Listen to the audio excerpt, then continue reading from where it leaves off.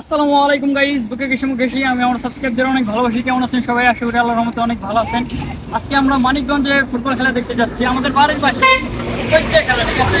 আমাদের বাড়ির পাশে খেলা যদি না দেখতে যাই তাহলে কেমন হয়? মাত্র 9 কিলোমিটার হাইটে যাওয়া লাগবো। আজকে আমরা হাইটে যাবো, তো চলুন যাওয়া যাক, আসুন।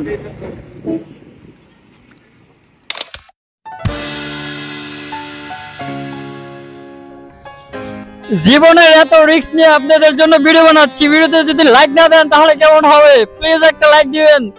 9 কিলোমিটার হেঁটে আমরা যাচ্ছি খেলা দেখতে, অবশ্যই একটা লাইক দিবেন। আমরা মহাসড়ক থেকে গ্রামের ভিতরে রাস্তায় ঘুরে দিচ্ছি। আপনি কে পারছেন কত গাড়ি যাচ্ছে, কত দর্শক যাচ্ছে, অনেক দর্শক হবে একটা করে।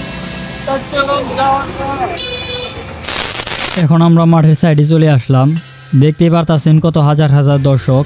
আজকের ম্যাচে অংশগ্রহণ করবে ধামরাই বনাম দিয়াবাড়ি। 8টি টিম নিয়ে খেলা শুরু হয়েছে।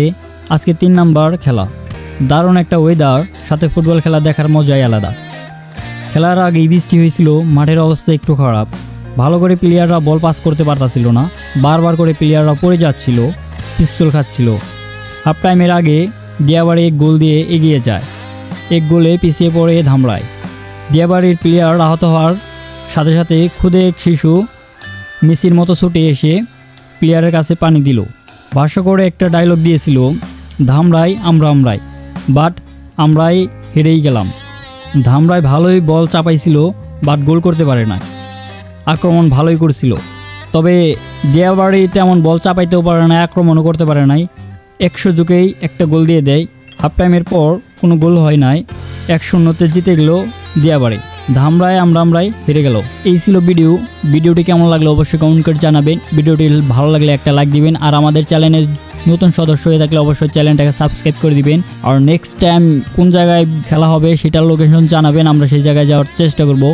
ধন্যবাদ, আল্লাহ হাফেজ, টেক কেয়ার, বাই বাই।